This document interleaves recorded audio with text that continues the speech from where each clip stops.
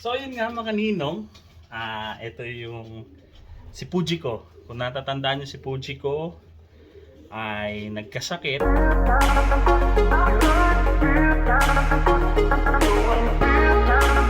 What's up mga ninong? Another day, another vlog for CM Padolo. For today's video, ano ba ang mga nangyari dito sa loft natin?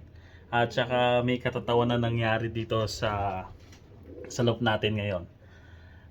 Bali, babalitaan ko din kayo kung ano nangyari kay Fujiko. Natatandaan nyo si Fujiko, yung galing sa Florida natin. At i-update ko din kayo kung ano ba ang mga nangyari sa mga ating nilaban sa last OLR o yung mga late hatch na OLR natin. Okay? Stay tuned lang mga ninong. Ayan mga ninong, pasok tayo rito sa pinto ng ating loft. Yan. Di ba tayo naglilinis? Walang bago. Ayan. Pero nagpakain ako mga ninong kasi may pinuntahan kaming party kanina eh. So, kailangan ko silang bigyan ng pagkain saka ng inumin. Ayun na ito, makapal. Oh. Di ko na nakuskus. Siguro, may 2 linggo siguro hindi ko nakuskus to eh. Simula nung last video nakikita natin to eh. Ayan, so far ito pa rin yung ating stock bird. Ayan mga ninong. Oh, nga pala. Ito, bago to eh. Mga ninong, nakabuhay na siya. Oh, ayan o. Ayan, may isa na. Wala, hindi mukhang grizzle mga ninong. Ayan o. Oh, ha? Mukhang grizzle lalabas. Puti ang tuka, puti ang daliri. Yan mga ninong. Yan ang ating bago dito sa grizzle natin. Panlalaban natin to sa sa Florida Derby. Ayan. Nakisa. Tapos andito yung ibon natin na si Fujiko. Ayan Ito mga ninong si Fujiko. Yan, mamaya hahawakan natin si Fujiko at maganda na katawan niyan. Ang umaasawa sa kanya ito yung ibon nila Chinoy tsaka nila Boss Ryan Gabriel. Ayan, Argab ang niyan, singsing niyan. Ayan. Sa mga nagtatanong, kumonti yung ibon natin. Naipadala ko na kasi sa mga ibang OL at saka sa ibang pagpapadalahan yung mga ibang ibon natin, kaya dumonti nila yan. Ayan mga ninong, pasok tayo dito sa ating feeding station. Yan. Umpisahan natin. Saan tayo mag-umpisa? Dito tayo sa mag-umpisa. Ninong, ang lalaki na nung mga ng mga inakay lapit ng iwalay ito. Ayan, iwawalay na natin yan pagkakan. Ito lang siguro muna kasi yun medyo maliit pa, ewan ko napag-iwanan siguro. Okay, dito tayo sa kay Guardian Deity at saka kay Kaiju. Ayan, ba't nandyan yan? Tagalin natin. Minsan mantulin itong magpisa si Guardian Deity eh. Ayan, 2 itlog niyan eh. Tapang. Ayan. So far, healthy si Kaiju, pati si Guardian Deity na dalawang pinipisang itlog.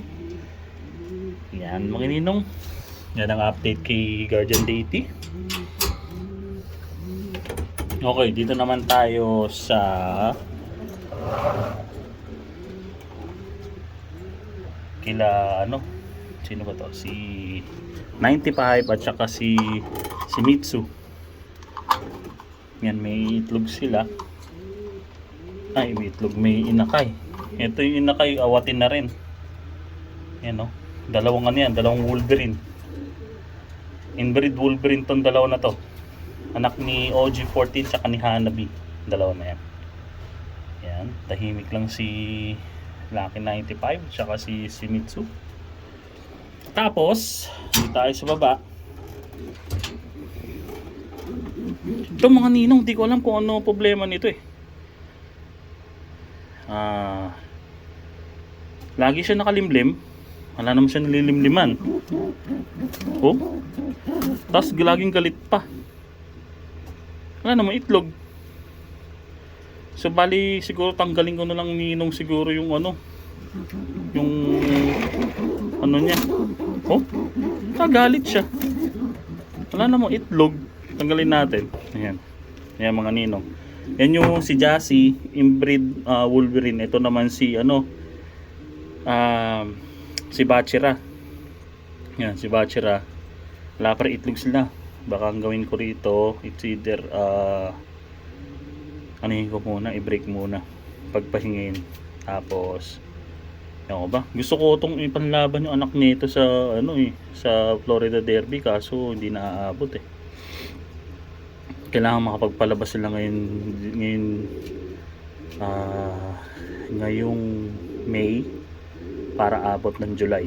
Hanggang July 31st kasi yung ano yung ating submitan sa sa Florida. Last hatch, a late hatch yun kumbaga. Yun na yung last na pagpadalan ko na ng inakay. At marami na tayong nakapasok na inakay mga ninong. Tapos, hindi tayo. Mga ninong. Pasensya na kayo sa dumi. Napakadami dumi Oh, wala dun Lilinisin natin mamaya yan para sa next vlog makikita nyo malinis. Ayan, dito naman tayo kay Mona Lisa. Si Mona Lisa natin 2.0 ito. Tsaka ito yung 7. Si 7 to, si 53. Baptista 53. Ayan. Uy, malaki na rin tong excuse me. Inakayin nila. Ito yung inakayin na isang anak ni ni OG14 at saka ni Hanabi. Yan, malaki na. Okay. Tapos, ang nakakatuwang balita mga ninong ay nandito. Ito, finally ng itlog. Ayan, ito yung Go-Ed Grease natin. May isang itlog sila. Ayun galit na galit si Porsche 804 natin. Isip nga kayo mga ninong ano ipapangalan natin dito kay Porsche 908 at saka kay kay Go-Ed Grease. Ayan. Paki-comment nyo lang sa akin kung ano gusto niyo ipangalan Yan. Tapos hindi tayo sa kabila. Mga ninong. Ito si Erica Legacy at saka correct ko lang to, hindi ito si Bachira, hindi ito si Chigiri. Ang ipinangalan ko pala dito ay ano pangalan na ito? Hindi Chigiri, basta hindi Chigiri. Ayun, Bellion pala ipinangalan ko dito, Bellion pala. Ayan, si Bellion. Ito si Bellion, tsaka si Erica Legacy. Ito nyo anak, lumabas. See? Meron tayong pinanlaban na ganito mga ninong. Nasa Hoosier. Ang nanay yun at saka ang tatay ayun nandun, which is yung inbreed Magic Florian natin. Ang lumabas ganito din. Ayan.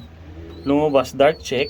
Kung natandaan nyo, dark check papakita ko, ipa-plus ko dito sa sa video. Dark check yung anak. Blue bar yung another blue bar yung kapatid. Papakita ko sa inyo yung video nun. Yun yung video nung natatandaan nyo yung nawala yun nandito sa ilalim. Nawala yun nandun sa ilalim na yun. Siya yung nandun sa ilalim nung mga grill na yan. Ayan. Balik na natin. Ayan. Dumi Dumi mga ninong. Tapos dito tayo sa ating isang ibon pa. Si Hanabi at saka si OG14. Kung natatandaan yung mga ninong, ito nakakatawa to, ito yung sinasabi ko nakakatawa. Nakakatawa to dahil namisa yung isa, tapos yung isa ay itlog pa lang. Siguro mga 2 days na namisa, pero hindi pa lumalabas yung isa. Sabi ko, baka ka ako hindi baka hindi ka ako fertile yung isa. Mukhang sabi, inalog pa natin mga ninong, kung nakikita nyo yung yung sa video natin. Oh, mga ninong, handa na ba kayo? Dalawa yung itlog. Ayan. Dalawa yung inakay. Ayan. Nakaupo si OG14 natin. Ayan. So, yun ang nakakatuwang bagay sa nangyari dito sa atin. Sa anak ni... Port clutch pa lang pala to. Port clutch. Mga ninong. Ayan. Ayun yung inakay. Dalawa ang lumabas. So, awa ng Diyos, nakadalawa tayo uli sa kanila. So, bali, for stock. Tapos, for stock din to na anak nila OG14. So, yan yung ating kaganapan dito sa breeding station natin. At mga ninong, pasensya na kayo kung nakikita nyo yung surroundings ay madumi. Kaya minsan nababash tayo dun sa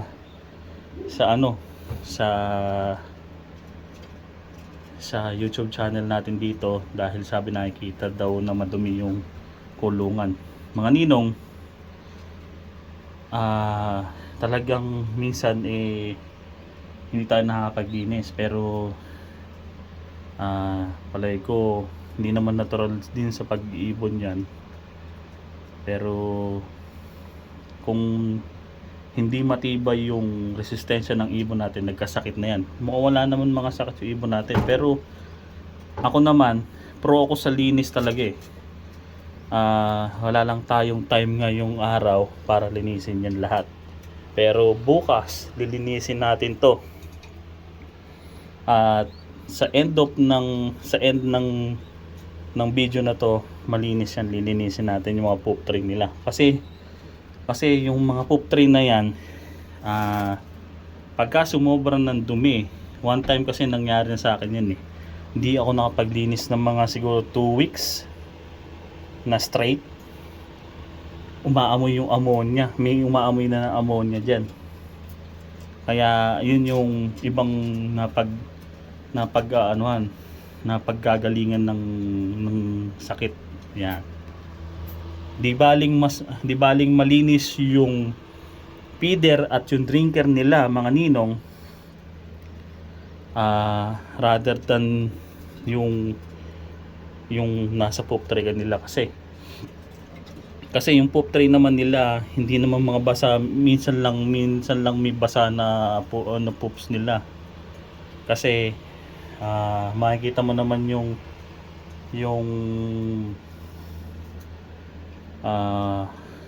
mga nila, yung mga poops nila ay dry naman.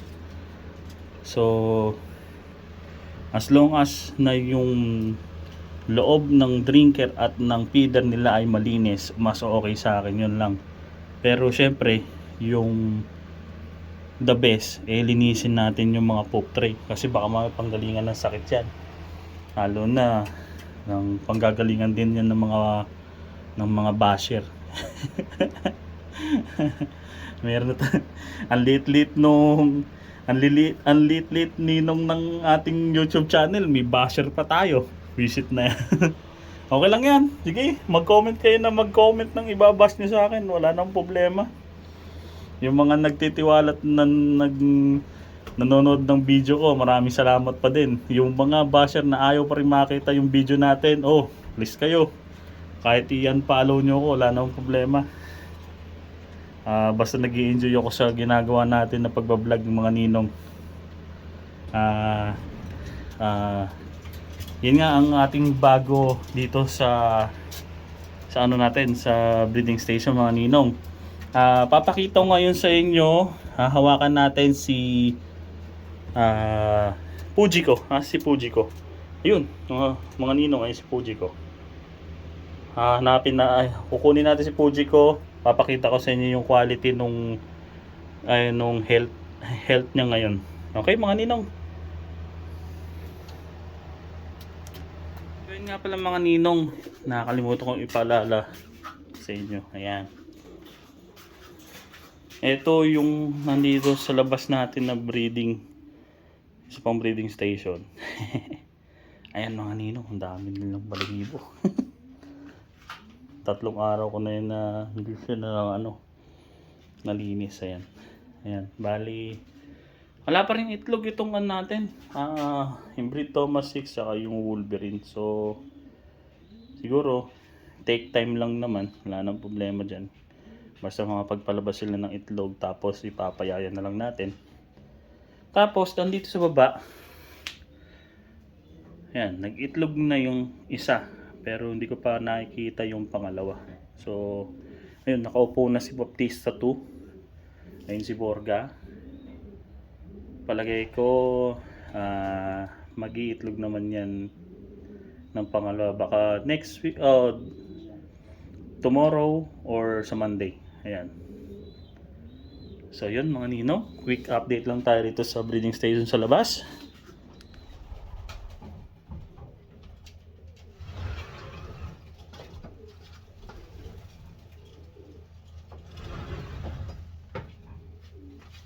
So yun nga mga ninong, ito yung si Fujiko. Kung natatandaan nyo, si Fujiko ay nagkasakit na bagong dating sa atin si Fujiko. Wala pa sigurong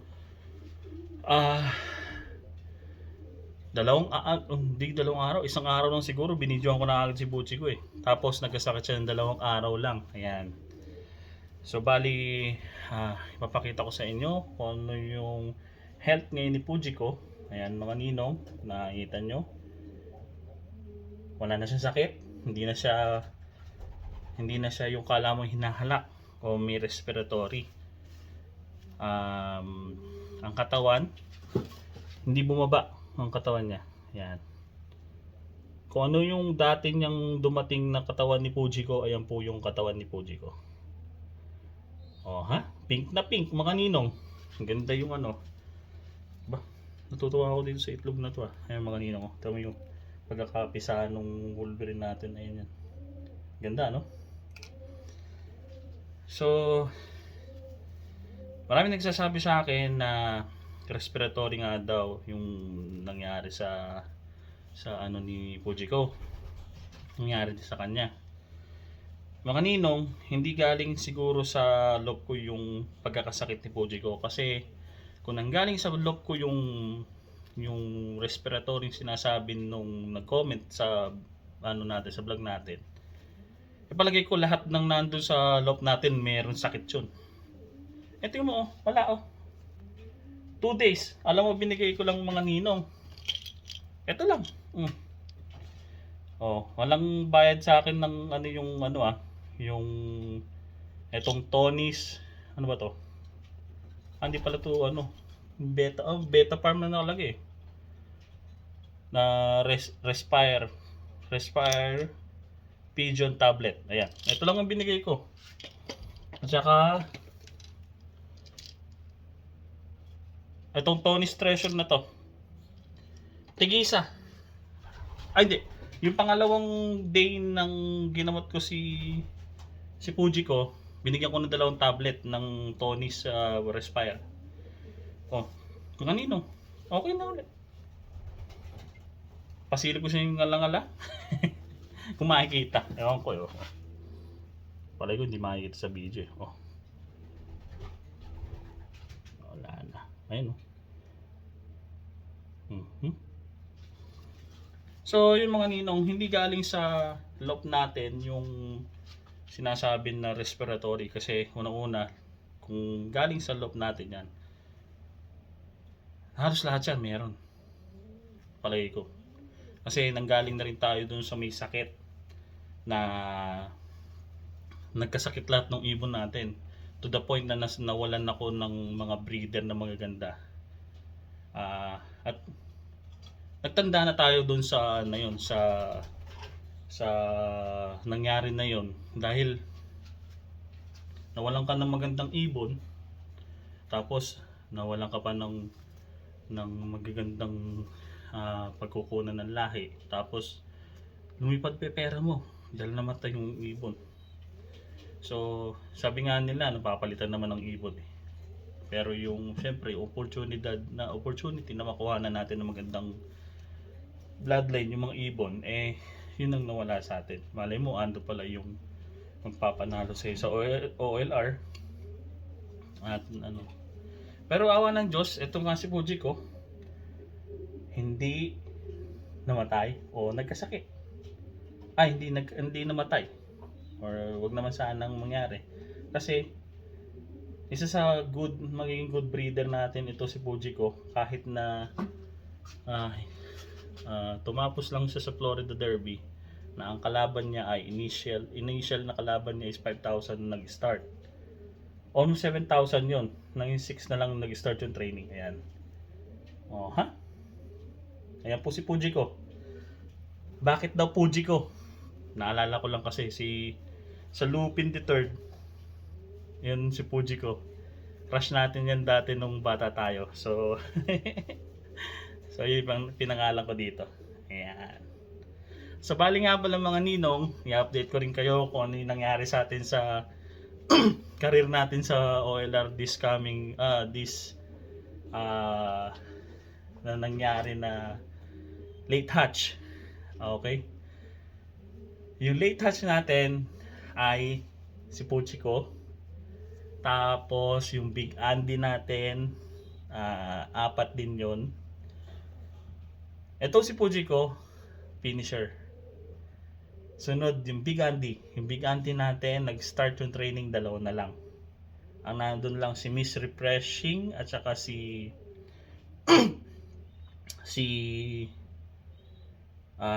Revive Ace. Pagdating ng 250 miles na wala na mga ninong. So sabi ko, baka lang ka ako talagang nahirapan yung ibon natin doon at talagang ganun talaga ang pagkakarera ng OLR. So moving on, yung pairing na yon ika-cut off natin, tapos another pairing naman uli ang gagawin natin. Kumbaga pag-iibahin lang natin sila ng pairing. Tapos yung Gator Classic natin, ayan, yung Gator Classic natin, si Little Giant, pagdating ng 200 miles hindi na rin umuwi. Hindi ko alam kasi dahil ba siguro nagka-problema yung ibon natin kaya ganun. Pero ganun talaga yung buhay, ganun talaga ang paglalaban ng OLR, hindi mo masabi. Pero hanggat may ibon tayo, laban lang ng laban, padala tayo ng padala. So i-start natin ngayon, hintayin ng start ng 2025 na season natin para sa OLR. Ang mga nilabanan natin ng mga ibon ay Hoosier Classic, ayan, ito. Tapos may AGN tayo, American Grand National. Meron din tayong Louisiana Perch, ito, Louisiana Perch. Okay mga ninong, FYI, may sorpresa ako para sa inyo sa Louisiana Perch, okay? Tapos nagpadala din tayo ng ibon sa ano ba lang ko pa? Cotton Classic. Ayan. Cotton Classic, nagpadala din tayo ng 2. Ayan, ito yan, ito sila. Ano pa ba? Mayroon pa isa pang sinalihan na Martinez, meron tayong sinalihan sa Martinez. Ayan. Meron Syndicate. AGN, Hoosier, Louisiana, Hoosier, ayun. Cotton Classic. Apple Cup, wala tayo pinadala ng mga ninong. Okay.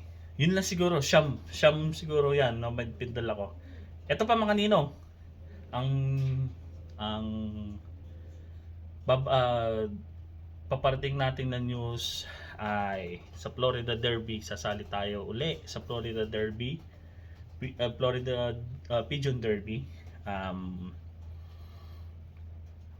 Tayo siguro, kung kakayanin ng budget natin, papadala tayong 3 para sa sa sarili natin, sa sa sariling entry. Ayan. So sa awa ng Diyos, sana kumita tayo ng panglagay ng perch fee. At start na ng ipunan para dun sa mga activation. At naku po, Diyos ko, masakit-sakit to ng konti. Dahil ako na lang ako mag-isa, tapos sabay nung nakaraang taon din ako lang din mag-isa. So bali ilan lang ang ating syndicate. Ayan. So bali wala tayong kahati sa ating mga entry. So yung mga ninong, mag-iipon na tayo na pang activation. Kailangan na natin. Ayan. Ang behave naman nito ni ang behave naman ni Puji ko. Hawak-hawak ko lang. Hindi ako nakahawak masyado. Ayan, sa mga ninong. So, yun lang mga ninong ang ating update ngayon. Natuwa lang kasi ako dahil doon sa mga in-enumerate natin na mga topic ngayon mga nangyari dito sa loob natin at saka doon sa mga katatawanan na nangyayari dito sa loob. Ayun. So, maraming salamat sa panonood mga ninong. Alam ko minsan nagtsatsaga lang kayo sa ating video dahil minsan hindi naman ganun ka-quality yung ating video. Ang ating update lang naman ang ginagawa ko minsan sa loob natin. At sana wag kayong magsawang sumuporta at manood sa ating video. Sana nai-entertain kayo sa mga pinapakita ko sa dito sa mga sa loob natin. At sana tuloy-tuloy ang pagsuporta niyo sa CM Padua. At sana yung mga nanonood na magkakalapati sa atin na sana maganda rin yung pag-breed nyo. At masarap mag-ipon mga ninong, masarap mag-ibon. So yun lang mga ninong, maraming salamat sa panonood. Shout out sa inyong lahat dyan kahit saan sulok ng mundo. Peace mga ninong.